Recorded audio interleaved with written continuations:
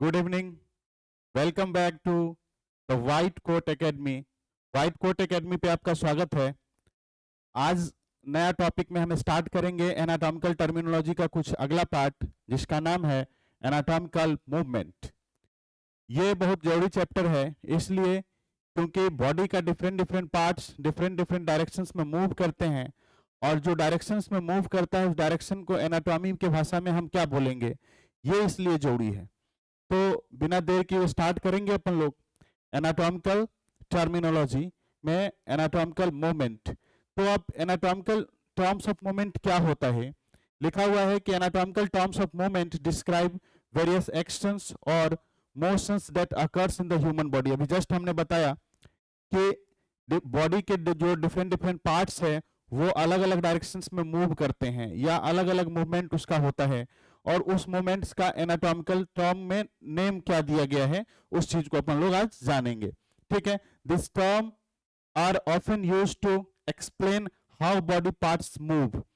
इसको हम लोग प्राय यूज करते हैं कि बॉडी पार्ट्स का एनाटॉमी के अंदर ये बॉडी पार्ट्स कैसे कैसे मूव कर रहा है। तो ये टर्म्स सब आपको एनाटॉमी के बुक्स के अंदर आएंगे, इसलिए जरूरी है in relation to the anatomical planes, या एनाटॉमिकल प्लेन जो हम लोगों ने देखा था उस प्लेन के रिलेशंस में बॉडी का पार्ट का मूवमेंट कैसा है। तो वो चीज को अगर हमें जानना है, अगर एनाटॉमी को अच्छे तरीके से समझना है, तो ये लेक्चर भी उतना ही इंपॉर्टेंट है जितना पिछले वाला था। ठीक है, तो अभी अपन लोग स्टार्ट करेंगे। सबसे पहला बिना देर किए फ्लेक्शंस क्या होता है और एक्सटेंशन क्या होता है।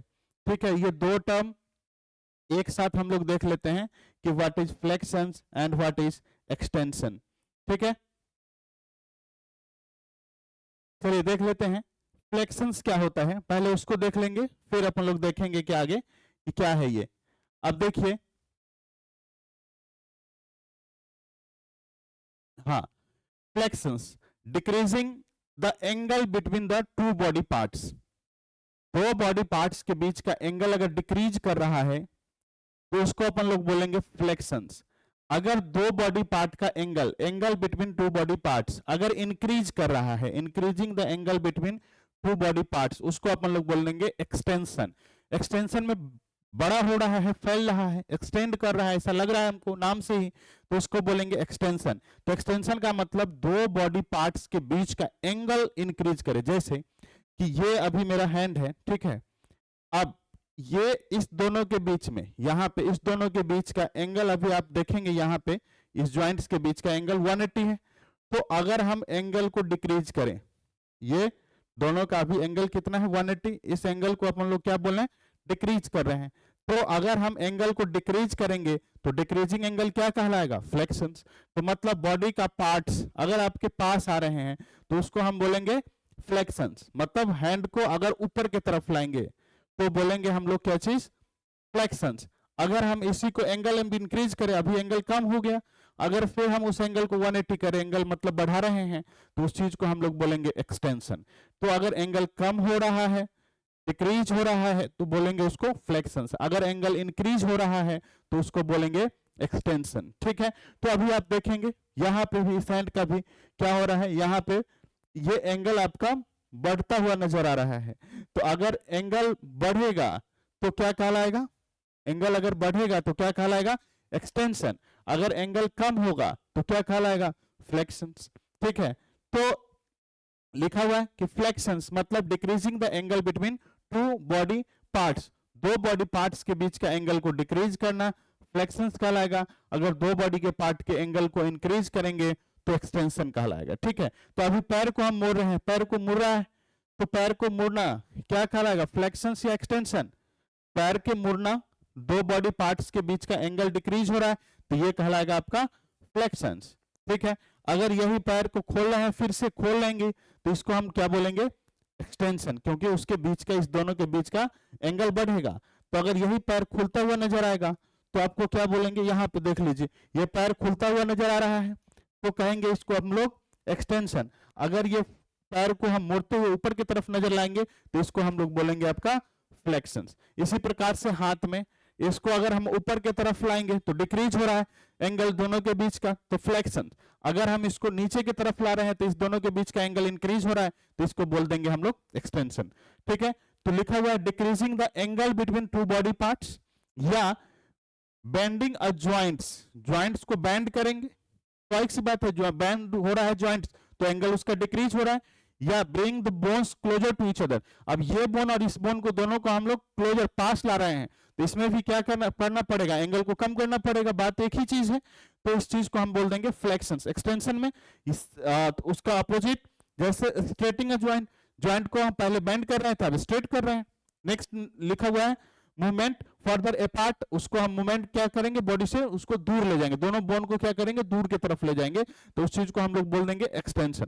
तो फ्लेक्शन और एक्सटेंशन, सीधी सी बात, दो पॉइंट्स आपको याद रखना है।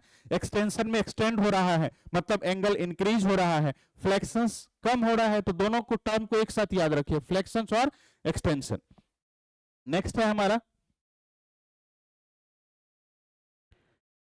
अब है दो चीज एक साथ और देखेंगे, अबडक्शन और एडक्शन। ठीक है, तो अबडक्शन और एडक्शन के लिए यहां पे डायग्राम दिया हुआ है, उसमें आप देखिए अच्छे से दिखाया गया है अबडक्शंस और एडक्शंस। हमने याद कैसे किया था, एडक्शन, ठीक है, आप देखिए एडक्शंस में ए डबल डी लिखा हुआ है, एड जुट रहा है, ठीक है, तो एक आप याद रखिए, जैसे वहां एक्सटेंशन से एक्सटेंड याद रखे थे, यहां पे एडक्शन से ऐड याद रखिए, जुट रहा है, ठीक है। अब देखिए कि अभी ये हाथ है तो ऐसा लग रहा है हमारे बॉडी से दूर हो गया, अगर इसको हम नीचे की तरफ कर रहे हैं तो इसको क्या कर रहे हैं, ऐसा लग रहा है क्या चीज, बॉडी में कुछ ऐड हो रहा है, नहीं हो रहा है, ऐड कर रहे हैं, इस हाथ को भी बॉडी के साथ ऐड किया जा रहा है। ठंडा के समय ऐसे करके रखते हैं, ऐड करके रखते हैं, तो ये क्या कर रहे हैं, ऐड कर रहे हैं, बॉडी को कर रहे हैं ना भाई, तो ये क्या हो जाएगा, एडक्शन। मतलब अगर आप पास ला रहे हैं किसी चीज को तो वो हो गया एडक्शन, अगर दूर ले जा रहे हैं तो क्या हो जाएगा, एबडक्शन। ठीक, ठीक है भाई, लिखिए, लिखा हुआ है क्या एडक्शंस में, movement towards the mid line of the body, body का जो मिड लाइन है उसके टुवर्ड्स मूवमेंट हो रहा है, मतलब कोई चीज बॉडी के क्लोज आ रहे हैं तो ऐड हो रहा है, तो इस टर्म को हम लोग बोलेंगे एडक्शंस। अगर ये चीज दूर जा रहा है तो बोल देंगे इसको एबडक्शंस। ठीक है भाई, चलिए, लिखा हुआ है एबडक्शंस, मूवमेंट अभी फ्रॉम द मिड लाइन, ये मिड लाइन है बॉडी का, पिछले लेक्चर्स में हमने बताया था ये मिड लाइन है, तो मिड लाइन से ये दूर जा रहा है तो ये क्या कहलाएगा आपका, अबडक्शंस। ये क्लोज आ रहा है तो क्या कहलाएगा, एडक्शंस। ठीक है, तो movement away from the mid line of the body, that is abductions. Next है स्प्रेडिंग फिंगर्स और टोस अपार्ट, फिंगर्स को भी हम लोग दूर करेंगे या पास करेंगे, यही चीज है इसमें। अगर हम दूर कर रहे हैं फिंगर्स को, ठीक है, इस टाइप से फिंगर्स को दूर कर रहे हैं तो ये हमारा क्या हो रहा है, दूर जा रहा है बॉडी से, एबडक्शन। अगर पास कर रहे हैं तो एडक्शन।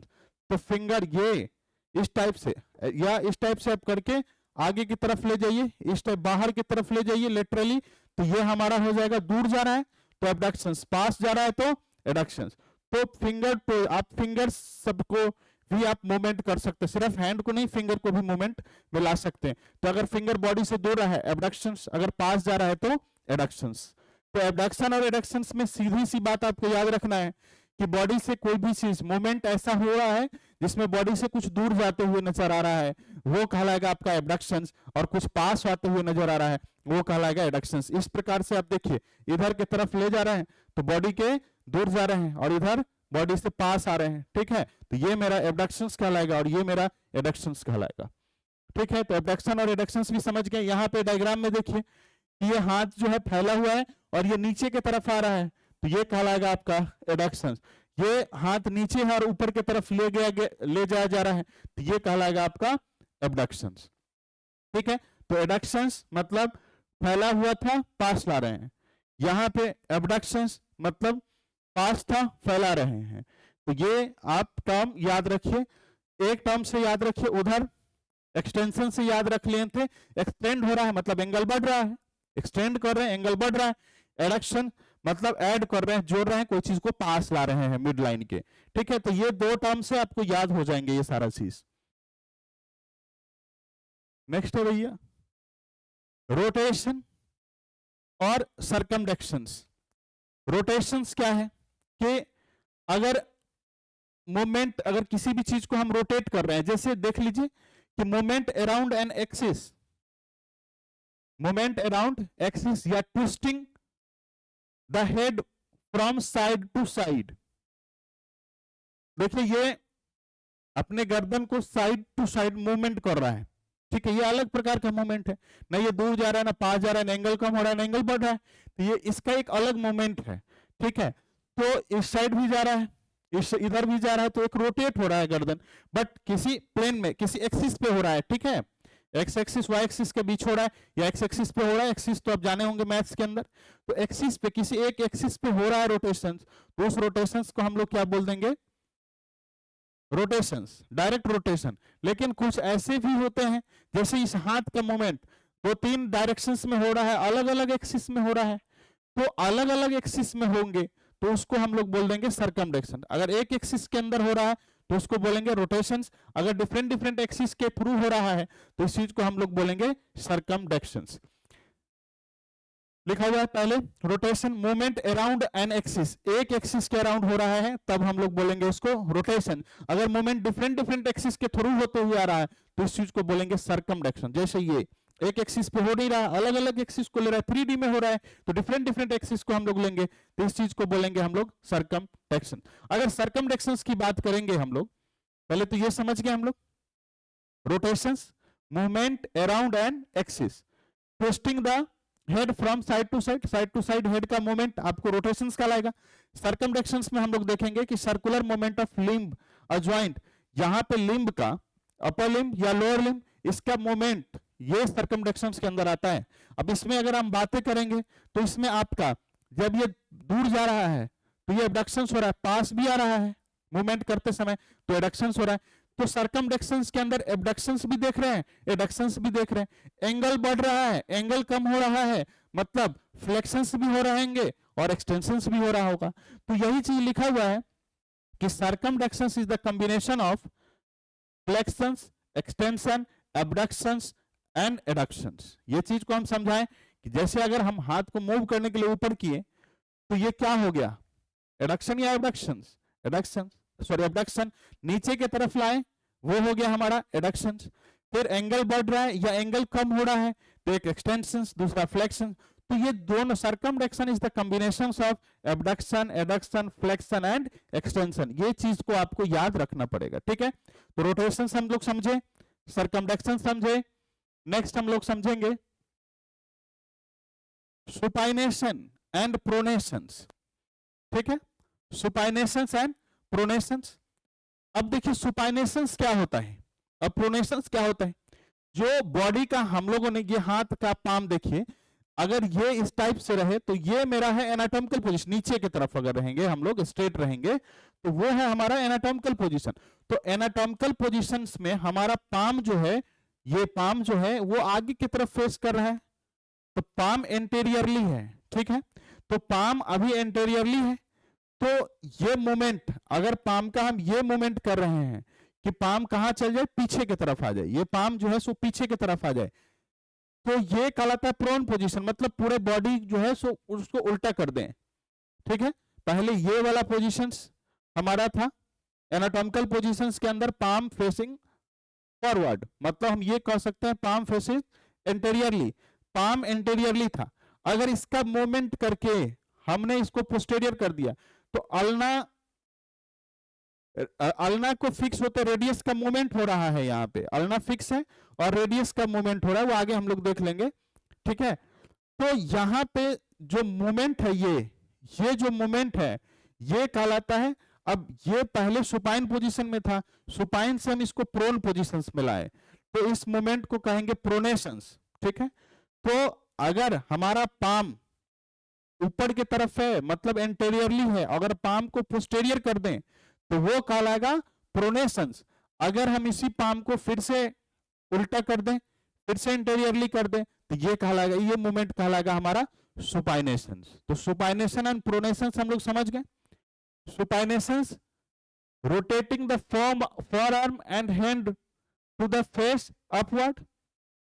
सुपाइनेशंस में इसको आगे की तरफ फेसिंग करना है, इसको अपवर्ड की तरफ मूवमेंट करना है, टर्निंग द पाम फॉरवर्ड, तो पाम को भी हमको कहां करना है, फॉरवर्ड, इस टाइप से मूवमेंट करे कि पाम जो है वो ऊपर की तरफ हो जाए, फॉरवर्ड हो जाए, ठीक है, तो इसको बोलेंगे हम लोग सुपाइनेशन। अगर इसका मूवमेंट करके हम नीचे की तरफ ले आए, अपर हैंड या आपका पाम का मूवमेंट अगर ये पोस्टेरियर हो गया तो इस चीज को हम लोग बोल देंगे प्रोनेशंस। ठीक है, तो प्रोनेशंस और सुपाइनेशंस मूवमेंट हम लोग समझ गए।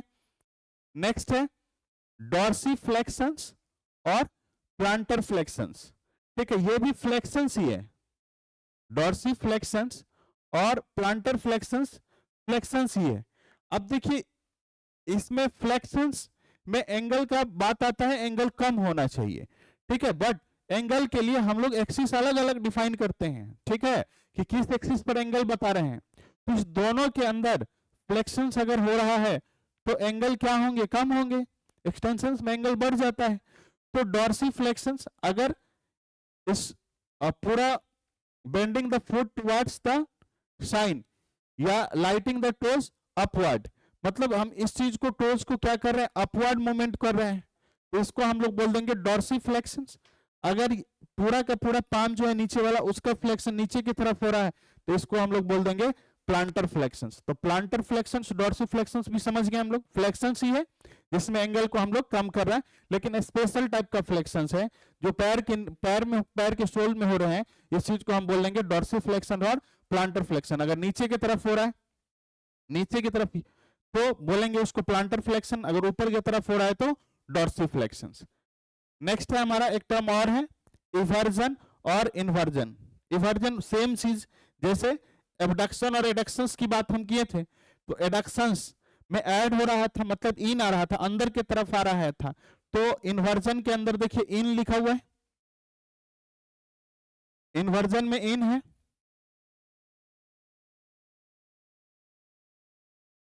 ठीक है, इन है। तो अगर पैर अंदर की तरफ ऐसे करके मूव कर रहा है, अंदर की तरफ, ठीक है, तो निश्चित रूप से ये क्या होगा हमारा इन्वर्जन। अगर ये पैर का मूवमेंट बाहर की तरफ हो रहा है तो इस चीज को हम लोग क्या बोलेंगे, इवर्जन। ठीक है, तो इवर्जन में आप देख लीजिए ये बाहर की तरफ जा रहा है और ये अंदर की तरफ जा रहा है, तो turning the sole of the foot, इसको सोल ऑफ द फुट बोला जाता है। ठीक है, turning the sole of the foot outward, बाहर की तरफ। ठीक है, तो बाहर की तरफ eversion, outward movement of the foot, foot का बाहर से मूवमेंट, बाहर का मूवमेंट, फुट का बाहर का मूवमेंट हो रहा है, तो इस चीज को हम लोग बोल देंगे इवर्जन। इन्वर्जन अंदर की तरफ मूव हो रहा है, सेम चीज जो एबडक्शन और एडक्शंस था। ठीक है, तो एबडक्शन और एडक्शन से भी इस चीज को हम लोग रिप्लेस कर सकते हैं, इन्वर्जन और इवर्जन को। बट ये टर्म है तो इस चीज को आप ध्यान रखिएगा, सेम चीज है।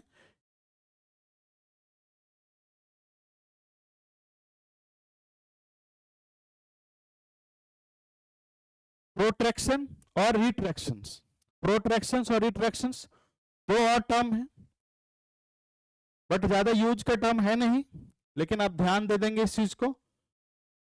प्रोट्रैक्शंस दिख रहा है कि अगर ये मिड लाइन है बॉडी का, ये मिड लाइन से दूर जा रहा है, मिड लाइन से दूर जा रहा है, तो ये कहा जाएगा प्रोट्रैक्शंस। रिट्रैक्ट कर रहा है मतलब अपने आप को कम कर रहा है। अगर हम गर्दन को आगे की तरफ ले जा रहे हैं तो ये क्या कर रहे हैं, मिड लाइन से बॉडी के पार्ट्स को दूर ले जा रहे हैं। ठीक है, तो ये क्या कहलाएगा हमारा प्रोट्रैक्शंस। अगर कम कर रहे हैं तो रिट्रैक्ट कर रहे हैं, अपने आप को छोटा कर रहे हैं, तो कहलाएगा रिट्रैक्शंस। ठीक है, तो प्रोट्रैक्शंस मतलब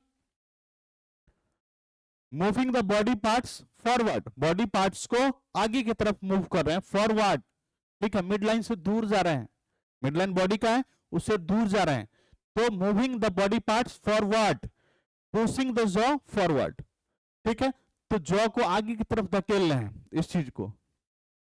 ठीक है, कभी हम इसको आगे की तरफ ले जा सकते हैं, कभी पीछे की तरफ ले सकते हैं। अगर आगे की तरफ जाया तो प्रोट्रैक्शंस, अगर पीछे की तरफ आया तो रिट्रैक्शंस। तो moving the body part forward, ठीक है, प्रोट्रैक्शंस। या आप लिखेंगे the moving the body part backward, इसको बोलेंगे रिट्रैक्शंस। दूसरे भाषा में लिख देंगे pushing the jaw forward, jaw को आगे की तरफ, प्रोट्रैक्शंस। अगर पीछे की तरफ लाएंगे तो उसको रिट्रैक्शंस। तो मोमेंट का लगभग चीज हम क्लियर कर दिए। जैसे जैसे और चीज अगर आएंगे इसमें तो बताते जाएंगे नेक्स्ट लेक्चर में। अब अगला लेक्चर जो हमारा है किसी सिस्टम को लेकर होगा, तो अगर आपको अगला लेक्चर भी देखना है तो चैनल को लाइक करिए, शेयर करिए और सब्सक्राइब करिए। Thank you.